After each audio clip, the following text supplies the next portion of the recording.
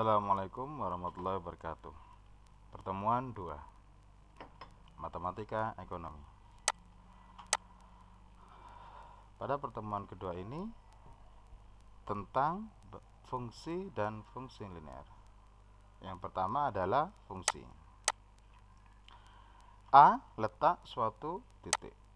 Suatu titik yang terletak pada bidang datar dapat digambarkan posisi letaknya dalam diagram koordinat Kartesius, atau ada yang mengatakan sistem koordinat Kartesius.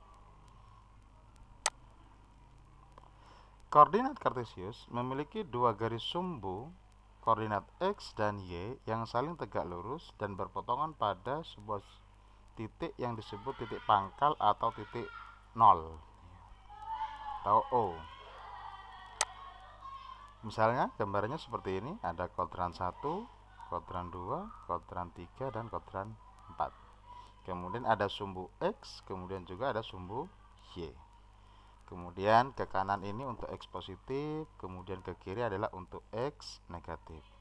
Kemudian untuk Y positif ke atas, kemudian Y negatif ke bawah. Kemudian sebuah titik, misalnya ada titik 2,2, berarti artinya X-nya 2, Y-nya 2. Dalam koordinat Kartesius berarti kalau X-nya 2 berarti dia positif, berarti bergeser ke kanan sejauh 2. Kemudian karena Y-nya juga 2 berarti bergeser ke atas sejauh 2. Lah, kalau negatif maka Y bergeser ke bawah, kemudian kalau X-nya bergeser ke kiri. Kemudian ada aplikasi online yang dengan mudah kita bisa menentukan baik itu titik maupun gambar dari suatu grafik. Contohnya adalah GeoGebra ini. Kita coba. Nah, di sini sudah saya masukkan alamat websitenya. Kemudian tinggal kita coba, misalnya kita punya titik, kita bergeser X ke kanan semisal 2, kemudian ke atasnya adalah 3. Titik sini misalnya. Nah, A, titik A misalnya itu adalah 2,3. 2,3. Misal kita ambil sembarang titik di sini. AB min 2. Nah, ya. Koma min 3. Berarti X-nya bergeser ke kiri sejauh 2 unit ya, ke kiri, karena X itu kalau ke kanan positif, sekali lagi kalau ke kiri negatif. Kalau Y-nya negatif, min 3 berarti bergeser ke bawah, maka min 2, min 3. Kita bisa buat titik yang lainnya, min 6,4, titik yang lain sembarang. Jadi aplikasi ini cukup sangat membantu kita dalam memahami sistem koordinat Kartesius.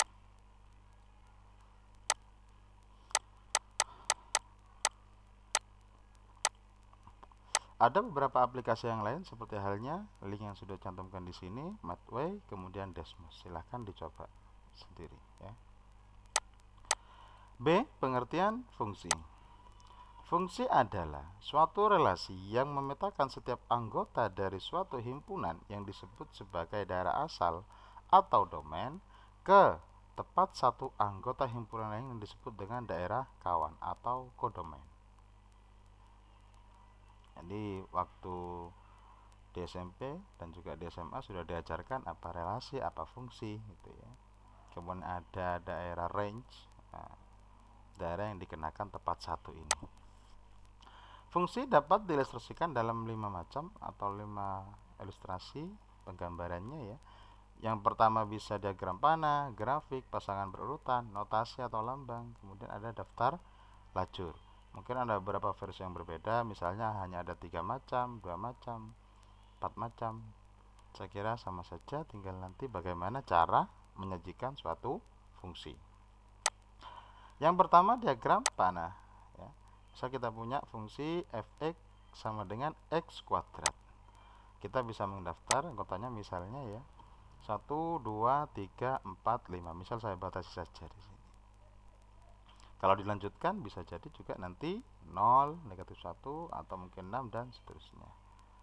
Ini hanya untuk mengilustrasikan saja. Kemudian daerah kodomainnya 1 kuadrat 1, 2 kuadrat 2, 4 ya. Ini fungsinya adalah X kuadrat. Maka buahnya 1 kuadrat 1, 2 kuadrat 4, 3 kuadrat adalah 9, kemudian 4 kuadrat adalah 16, kemudian 5 kuadrat 25, dan seterusnya. Selama tidak ada syarat untuk pembatasan, misalnya seperti itu. Kemudian yang kedua dengan grafik. Kita bisa menggambarkan grafik dari fungsi tersebut dengan menggunakan aplikasi yang tadi atau menggambar secara manual. Kebetulan karena ini adalah fungsi nonlinear di mana pangkatnya pangkat 2, maka kita tidak sederhana menggambarkan grafik fungsi linear. Jadi untuk menggambarkannya seperti itu, untuk grafik, penyajian dalam bentuk grafik. Yang ketiga adalah pasangan berurutan. Jadi kita bisa mendaftar anggota-anggotanya, misalnya 1 dengan 1, 2 dengan 4 pasangannya, 3 dengan 9, 4 dengan 16, dan seterusnya. Kemudian dengan notasi ya tinggal persamaannya saja, yaitu Y sama dengan X kuadrat. Yang terakhir adalah dengan daftar lacur. Daftar lacur biasanya dibuat dalam bentuk tabel, entah itu berbentuk horizontal maupun vertikal. Misalnya saya buat horizontal seperti ini, X-nya ke bawah, Y-nya ke bawah. Jadi 1 ke 1, 2 ke 4 maksudnya ya, sesuai dengan tabelnya, 3 ke 9, 4 ke 16, dan 5 ke 25. Itu cara menggambarkan suatu fungsi.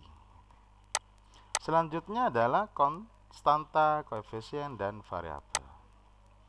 Suatu fungsi biasanya memuat atau memiliki atau terdapat konstanta, koefisien, dan variabel. Variabel misalnya ya adalah lambang pengganti suatu bilangan yang belum diketahui nilainya dengan jelas. Jadi misalnya ada variabel X, Y, itu adalah sebenarnya suatu bilangan yang belum diketahui nilainya sampai nanti kita menyelesaikan. Himpunan penyelesaiannya baru nanti bisa diketahui nilainya. Kemudian kalau koefisien adalah faktor konstanta dari suatu suku pada bentuk aljabar. Dengan sederhananya biasanya koefisien ini adalah yang bergandengan langsung dengan yang namanya variabel. Kemudian ada konstanta. Konstanta adalah suatu bilangan tunggal yang nilainya tetap dan tidak berubah-ubah atau konstan. Jadi baik X-nya berubah, misalnya, kemudian Y-nya nanti juga berubah, tapi konstanta juga tetap konstan, tidak berubah. Misalnya terdapat fungsi garis lurus atau fungsi linear ya. Y sama dengan 3X plus 5. Nah, kita akan memetakan mana saja yang termasuk variabel, mana saja yang termasuk koefisien dan konstanta. Y kita sebut sebagai variabel. Dalam hal ini lebih spesifik adalah variabel dependent, variabel yang terikat. Kenapa dikatakan variabel dependent? Karena nilai Y ini sangat bergantung pada nilai X. Jika X-nya kita ganti 1, 2, 3, dan seterusnya, maka nilai Y ini juga berubah. Maka dikatakan variabel terikat. Terikatnya karena bergantung pada perubahan nilai X. Kemudian koefisien ya, yang nempel terhadap variabel ya dengan sederhana yaitu 3. Jadi nilai ini juga bisa berubah kalau X-nya berubah. Kemudian variabel independen. Dikatakan variabel independen karena X ini variabel yang bebas, variabel yang mampu mempengaruhi terhadap Y gitu ya. Kemudian ada 5 adalah suatu konstanta, dia nilainya tetap 5 meskipun X-nya berubah gitu ya, maka dia tetap 5, konstan tetap. Dan biasanya dia sendirian, tidak bersama dengan variabel. Selanjutnya adalah D, jarak antara dua titik. Misalkan ya, akan dicari jarak antara dua buah titik yang digambarkan dalam koordinat kartesius berikut. Ya, misalnya kita bisa pakai visualisasinya ya menggunakan GeoGebra online misalnya. Ada yang offline, ada yang online. Silahkan di searching sendiri untuk masternya. Misal kita punya titik seperti ini. Tadi sudah saya praktekkan bagaimana membuat titik tadi ya, titik A, titik B. Tinggal dipraktekkan lagi aja kalau memang membutuhkan cara cepat, atau dibuat secara manual ya. Jadi gambarkan dulu, kemudian titiknya 3,4. Berarti titik ini adalah titik 3,4. Kemudian B adalah 1,1. Kita akan mencari jarak antara A ke B. Bagaimana cara mencarinya? Kita harus menentukan terlebih dahulu jarak ini akan kita cari. Kita perhatikan garis ini ya, kemudian ini juga. Sebenarnya kalau kita tarik dua garis seperti ini akan berbentuk sebuah segitiga, dimana untuk A misalnya kita tentukan ya, ini adalah 3 unit, 1, 2, 3. Berarti panjangnya 3. Kalau memang satuannya cm ya berarti 3 cm, tergantung satuannya. Tapi dalam koordinat kartesius kita anggap unit, misalnya 1, 2, 3, 3 unit.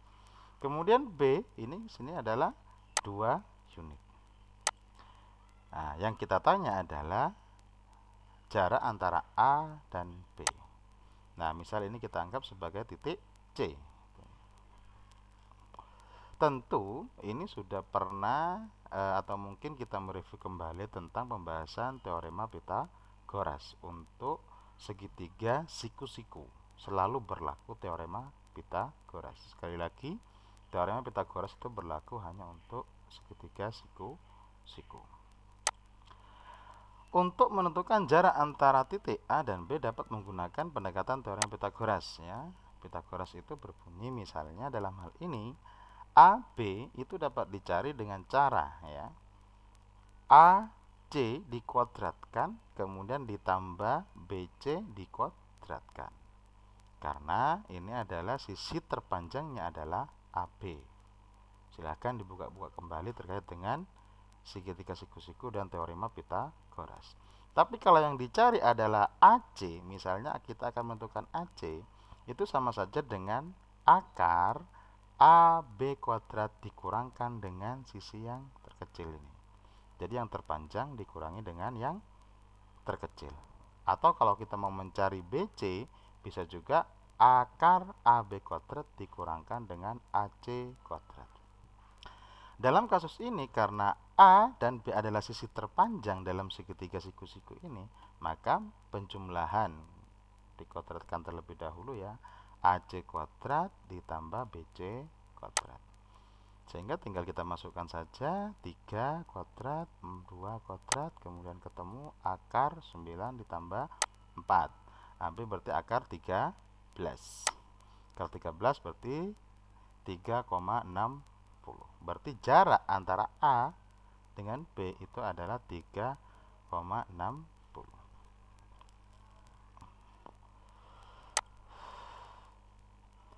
Selanjutnya adalah nilai suatu fungsi ya. Nilai dari daerah asal jika dimasukkan ke dalam sebuah fungsi f, maka akan diperoleh nilai fungsi yang merupakan daerah hasilnya. Maksudnya bagaimana? Misalnya terdapat fungsi fx sama dengan 5x plus 2. Lah, jika kita masukkan nilai x dari daerah asalnya ya, misalnya 1, daerah asalnya, daerah domainnya f1, maka tinggal masukkan saja. Jadi nilai suatu fungsi itu tinggal masukkan saja 1 ini, substitusikan ke fungsinya. Berarti x diganti dengan 1. 5 kali 1, 5 tambah 2 sama dengan 7. Kemudian kalau ditanya lagi f4 berapa? Tinggal masukkan saja nilai 4 ini ke fungsinya. 5 kali 4 ditambah 2. 20 tambah 2 sama dengan 22.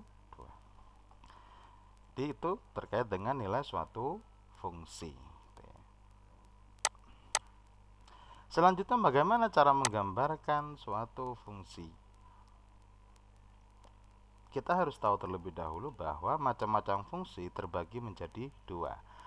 Ada fungsi linear dan ada fungsi non-linear. Fungsi linear biasanya ciri-cirinya yang umum adalah pangkat x-nya, variabelnya itu berpangkat 1. Tapi untuk fungsi non-linear biasanya kalau x-nya lebih dari 1 pangkatnya. Misal x kuadrat, x pangkat 3, x pangkat 4 dan seterusnya, itu sudah non-linear. Kalau fungsi linear berbentuk garis lurus, kalau non-linear biasanya berbentuk kurva, melengkung ya, tergantung dari perpangkatannya. Sedangkan untuk pembahasan non-linear nanti di bab selanjutnya, setelah pembahasan fungsi linear dan penerapannya dalam bidang ekonomi. Untuk menggambarkan grafik fungsi baik linear maupun non-linear dapat dilakukan dengan dua cara, yaitu menggambar secara manual atau dengan bantuan aplikasi komputer. Sebelum kita menggunakan bantuan aplikasi komputer, kita harus tahu secara manualnya terlebih dahulu. Nah, dalam hal ini kita sebaiknya hanya untuk mengecek saja. Misalnya kayak tadi ada di GeoGebra Classic misalnya, itu untuk mengecek apakah hasilnya benar atau tidak dari pengerjaan manual kita. Namun dalam hal-hal tertentu untuk mempercepat pekerjaan dan sebagainya, selama diperbolehkan dan tidak ada ketentuan tertentu, maka boleh menggunakan aplikasi yang untuk mempercepat dan efisiensi saja. A. Menggambarkan grafik fungsi secara manual. Nah, secara manual ini baik linear maupun non-linear ini berbeda caranya. Karena inilah konteksnya masih garis lurus, yaitu fungsi linear, maka kita misalnya terdapat fungsi linear. Ini fungsi linear sebenarnya ya. Y sama dengan 4 dikurangi 2x. Maka langkah-langkah untuk membuat grafiknya ya. Yang pertama adalah buatlah tabel pembantu titik-titik dari fungsinya. Maksudnya bagaimana seperti ini? Jadi fungsinya adalah y sama dengan 4 dikurangi 2x. Atau kita bisa membayangkan kalau x-nya kita 0 ya. Kalau x-nya 0, masukkan ke fungsi 2 kali 0, otomatis 0. Maka y sama dengan 4, maka ketemu 4. Dibalik sekarang ya, yang kedua adalah ketika y-nya yang 0 ya, y-nya 0, maka 2x pindah ke ruas kiri sehingga 2x sama dengan 4 ya. Kemudian x itu sama saja dengan 2. Lah, jadi dengan cara ini kita sebenarnya itu mencari perpotongan fungsi ini terhadap sumbu x dan juga sumbu y. Dengan mengandaikan bahwa misal x-nya sama dengan 0, maka y-nya ketemu 4. Misal y-nya yang sama dengan 0, maka ketemu x-nya adalah 2. Jadi seperti itu. Kemudian yang kedua adalah gambarlah atau gambarkan titik-titik tersebut dalam koordinat kartesius. Jadi titik ini 0,4, 2,0 kita gambarkan dalam koordinat kartesius. Nah, misalnya seperti ini. Titik yang pertama adalah 0,4. Nah, titiknya di A di sini ya. Kemudian yang kedua adalah 2,0. 2,0 di sini titiknya. Setelah kalian tandai titiknya ya, maka kemudian kita bisa ya menggambarkan dua buah garis lurus. Dua buah titik bisa membentuk sebuah garis lurus. Jadi untuk menggambarkannya sederhana, kita tinggal narik sebuah garis lurus antara A dan B gitu ya. Nah, kemudian ini ya yang ketiga, tarik garis lurus yang melalui dua buah titik tersebut. Karena ini adalah fungsi linear, pasti ciri-cirinya adalah x-nya pangkat 1 pasti berbentuk garis gitu ya. Tidak mungkin ada lengkungan atau mungkin kurva atau mungkin periode naik turun tidak ada. Jadi berupa garis lurus. Maka tinggal tarik sebuah garis lurus, maka inilah gambar dari fungsi y sama dengan 4 min 2x. B yaitu menggambarkan grafik fungsi dengan bantuan aplikasi komputer. Yang pertama masuk website, kemudian di website kita langsung ketikkan fungsinya. Nah, ini untuk mengecek saja apakah pengerjaan manual tadi sudah benar atau belum, gitu ya. Atau dalam kondisi tertentu mungkin kita ingin efisiensi waktu, jadi tidak perlu mengerjakan secara manual, maka kita menggunakan bantuan aplikasi untuk mempercepat, karena memang sangat cepat sekali. Kemudian ketikkan fungsinya, sesuaikan dengan ini ya. Nah, Y sama dengan 4 min 2 X sesuai fungsinya, maka nanti akan tampil fungsi langsungnya. Coba kita praktekkan saja. Y sama dengan, kita masuk ke GeoGebra lagi, kemudian kita masukkan fungsinya ya.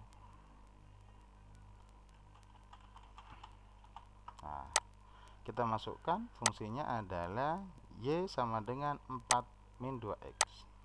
Y sama dengan 4 min 2X. Lah, otomatis langsung tergambar deh. Ya.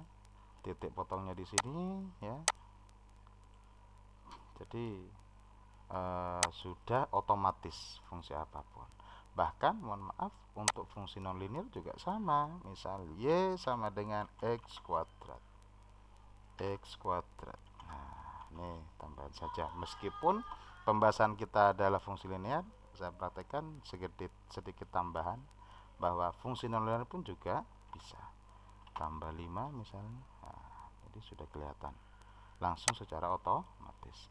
Sekali lagi, penggunaan fungsi ini untuk mengecek pengerjaan ya.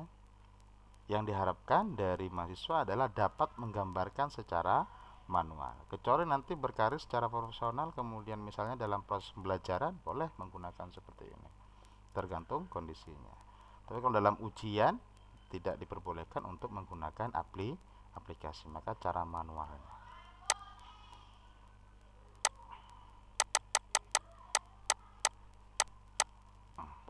Jadi semudah itu menggunakan aplikasi dalam menggambarkan fungsi, baik itu linear maupun non-linear.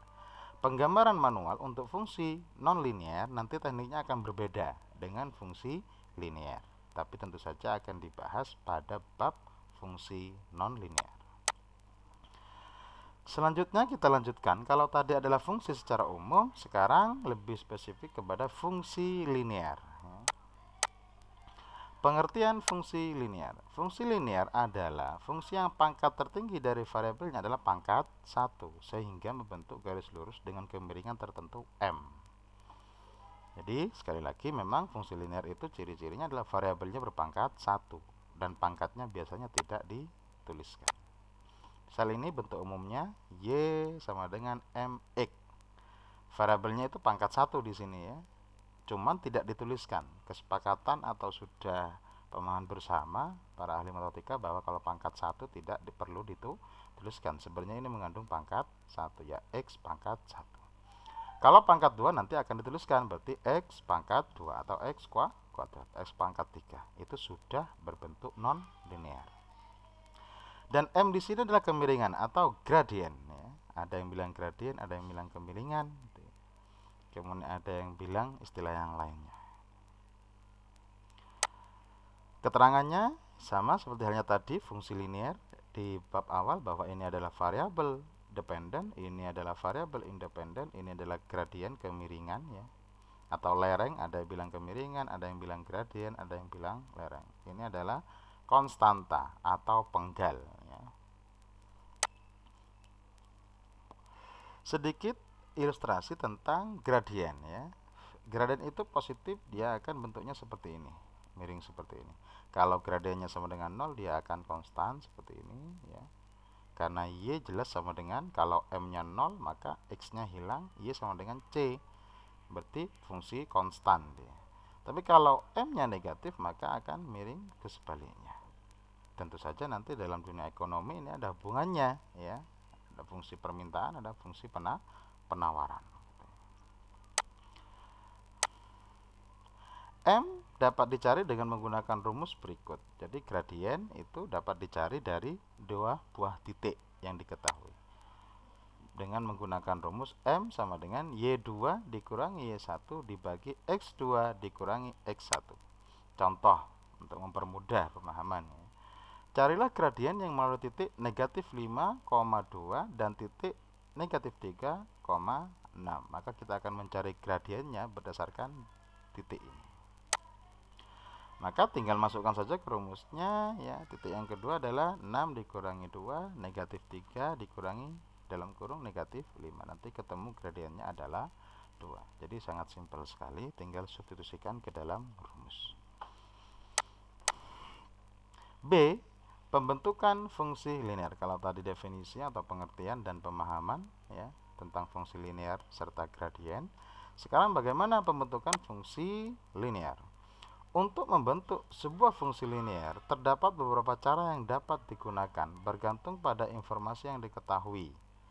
Caranya adalah sebagai berikut. Yang pertama adalah dengan gradien ya. Tergantung informasi apa saja yang diketahui.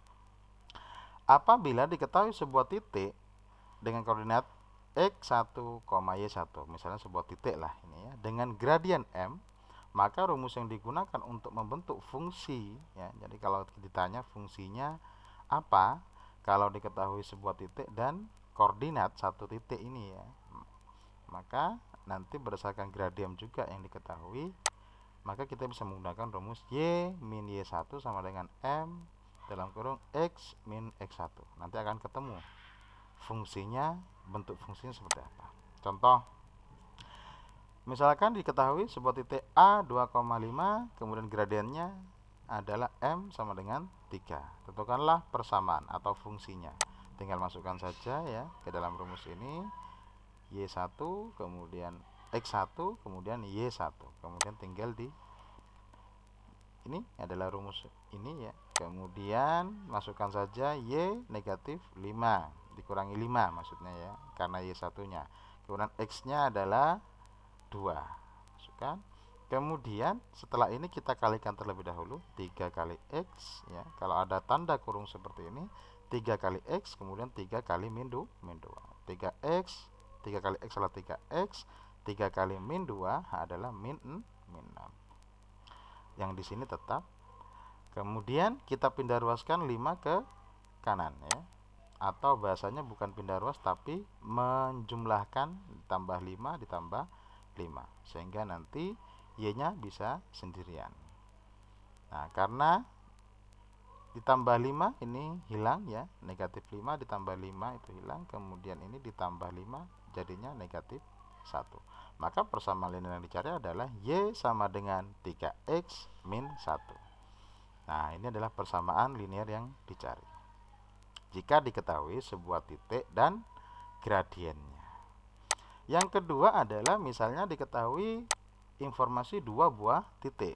Nah, jadi ada titik yang pertama dan ada titik yang kedua. Maka bagaimana cara mencari fungsi linearnya?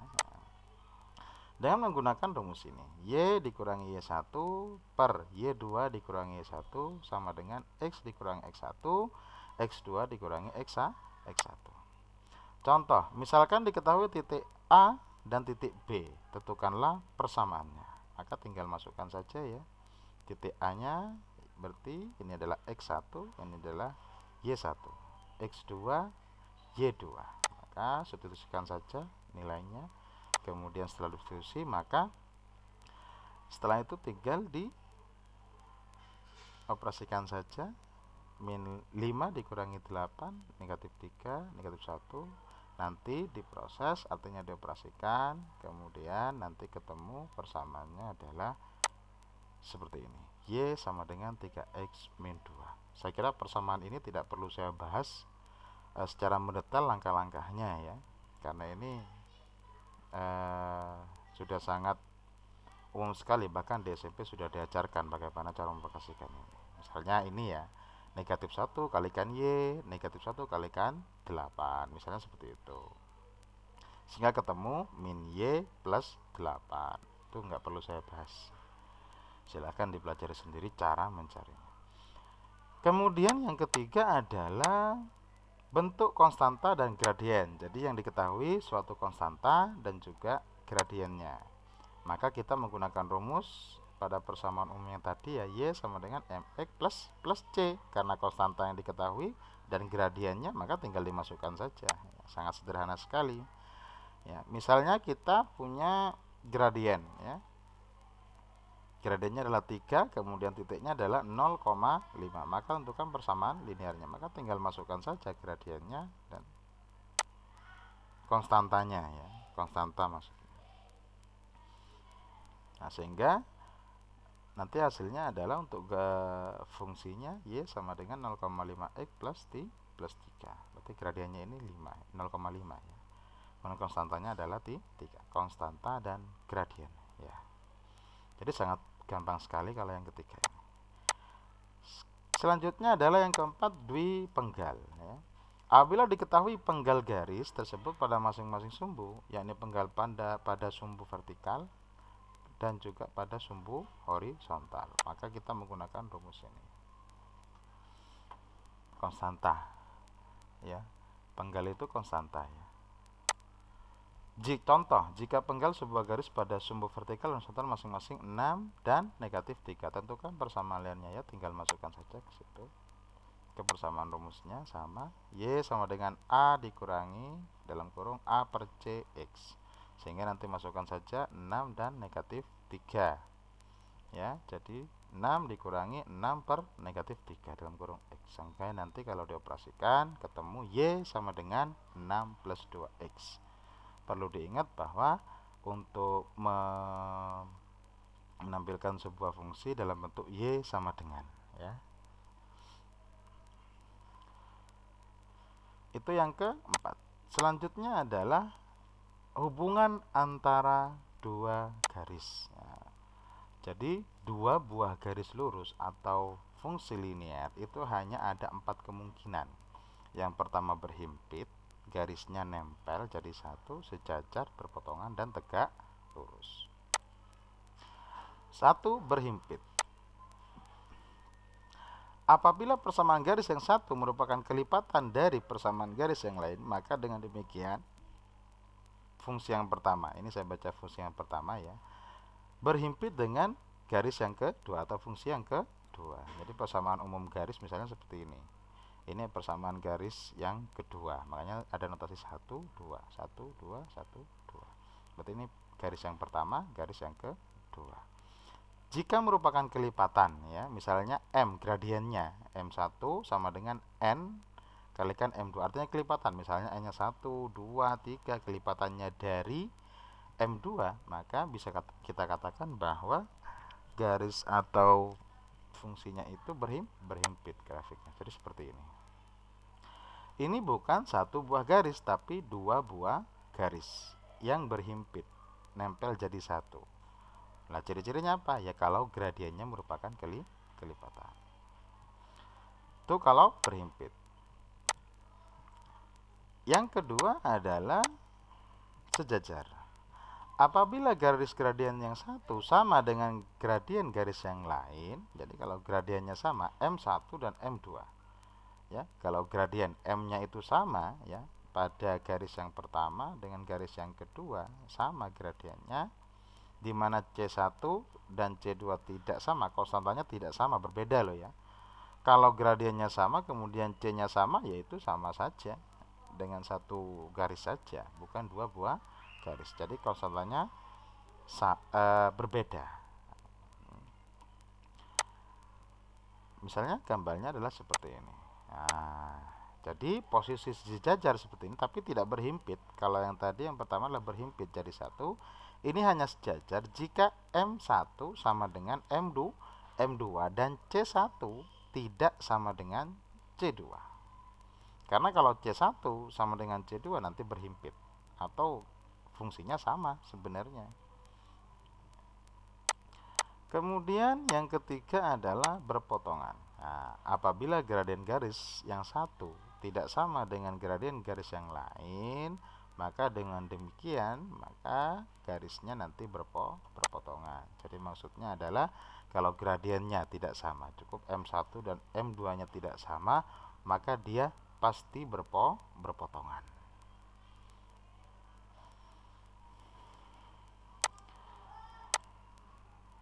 dan perpotongannya hanya di satu titik. Ingat, kalau garis linear itu perpotongannya hanya di satu titik. Ini kalau diperpanjang seterusnya ke bawah, ini juga diperpanjang, dia tidak akan berpotongan lagi. Beda halnya kalau fungsi non linear, dia bisa jadi berpotongan di dua buah titik. Jadi perpotongannya hanya ini. Jadi kalau diperpanjang garisnya juga tidak akan berpotongan lagi. Itu yang ketiga. Yang keempat adalah tegak lurus. Ya. Dua buah garis dikatakan tegak lurus jika apabila garis gradien yang satu berkebalikan negatif dengan gradien garis yang lain, maka garis yang pertama dan yang kedua itu tegak lurus. Maksudnya apa? Jika M1 kalikan M2 sama dengan min 1. Atau berkebalikan negatif, maksudnya adalah M1 sama dengan negatif 1 per M2. Ya, maka gambarnya adalah dia berpotongan karena jelas syaratnya adalah M1 tidak sama dengan M2. Dan perpotongannya itu nanti dua buah garis ini akan siku atau tegak lurus. Makanya ini ada tanda siku-siku. Tegak lurus. Jadi itu hubungan antara dua garis ya. Jadi yang pertama ada berhimpit, sejajar, kemudian berpotongan, dan yang keempat adalah tegak lurus. C. Metode substitusi dan eliminasi dalam fungsi linear. Metode dalam menyelesaikan fungsi linear dua variabel adalah dengan metode substitusi, eliminasi, atau gabungan ya. Ini ada metode substitusi tersendiri, kemudian ada metode eliminasi tersendiri, tapi yang menurut saya yang paling cepat adalah menggunakan metode gabungan. Saya tidak akan merinci metode substitusi bagaimana caranya, eliminasi bagaimana caranya. Yang saya pakai adalah metode gabungan saja, karena di SMP atau SMA ini sudah pernah diajarkan. Metode substitusi saja bagaimana, eliminasi saja bagaimana, kemudian ternyata yang paling cepat adalah gabungan. Contoh misalnya ya, terdapat fungsi 2x dikurangi y sama dengan 4 dan x dikurangi y sama dengan 3. Ini adalah fungsi yang pertama, inilah fungsi yang kedua. Maka metode ini adalah untuk mencari titik potong ya dari kedua fungsi tersebut. Penyelesaiannya adalah langkah yang pertama adalah mengeliminasi. Karena metode gabungan berarti ada eliminasi, ada substitusi. Langkah pertama adalah mengeliminasi salah satu variabel ya. Misalnya kita mengeliminasi x untuk mendapatkan nilai y. Kita tuliskan lagi persamaan yang pertama ini, kemudian persamaan yang kedua adalah ini. Lah, penjelasannya adalah kita kalikan karena kita mau eliminasi x ya. Agar y-nya itu kita ketahui nilainya, maka x-nya ini bagaimana caranya? Hilang. Dengan cara apa? Kita kalikan, lihat koefisiennya, di sini ada 2, di sini 1. Maka dibalik perkaliannya. Sehingga di sini dikalikan 1, yang di bawah dikalikan 2. Sehingga 2x kali 1 tetap 2x, 2 min y kalikan 1 tetap min y, kemudian 4 dikalikan 1 tetap 4. Sedangkan yang bawah karena dikalikan 2, x dikalikan 2, 2x.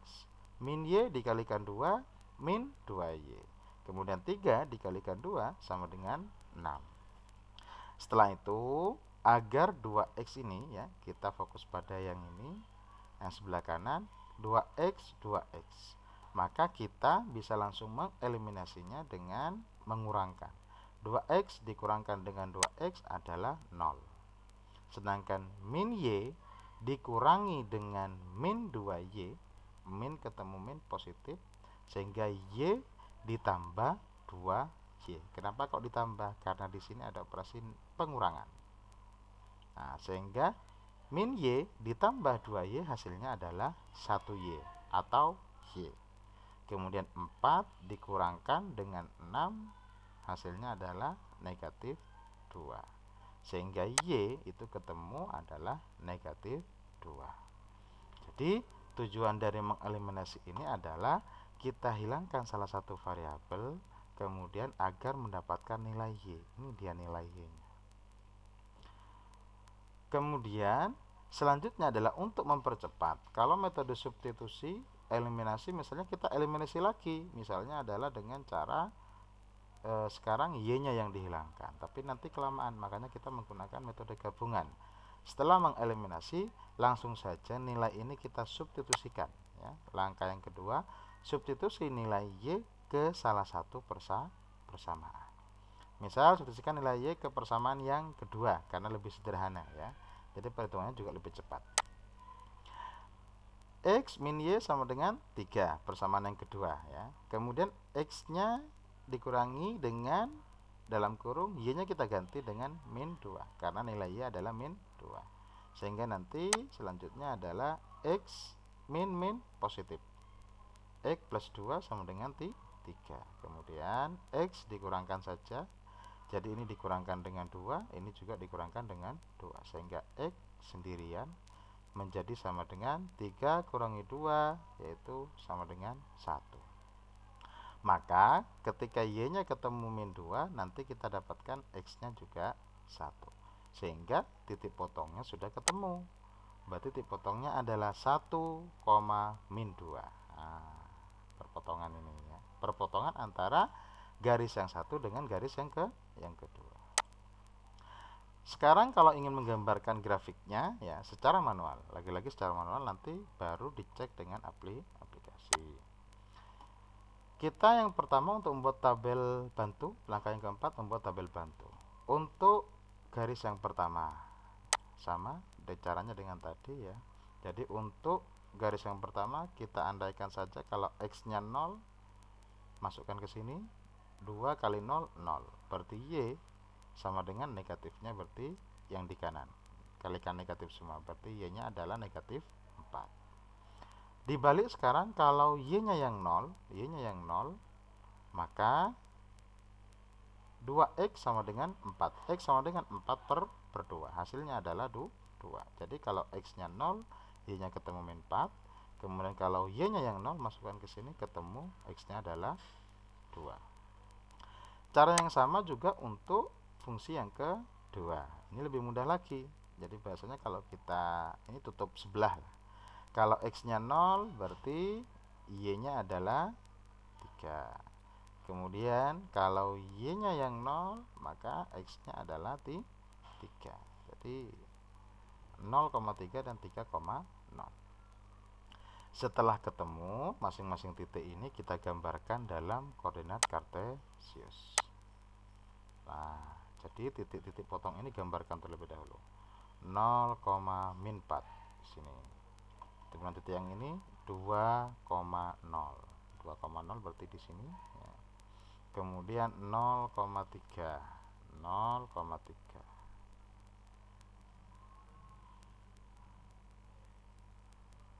Kemudian 3,0 ya, 3,0. Ini bukan 3 ya sebenarnya, tapi adalah min 3. Ulang.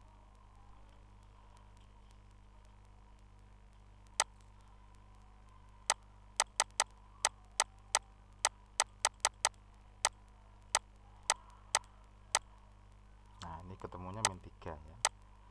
Lah, jadi titik 0, min 3. 0x-nya ke bawah adalah min 3.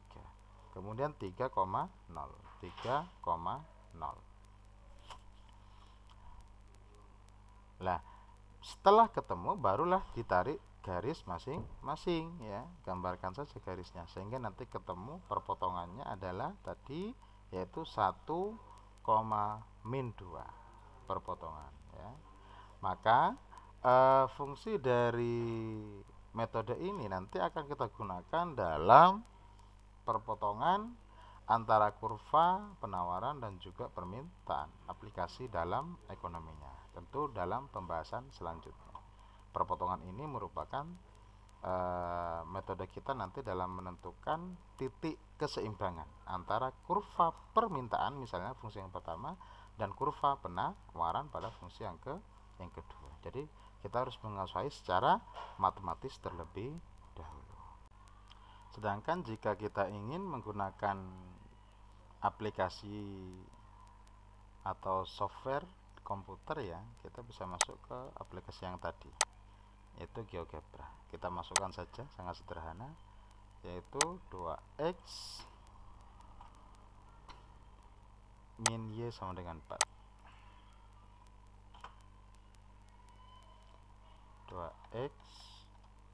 2x min y sama dengan 4.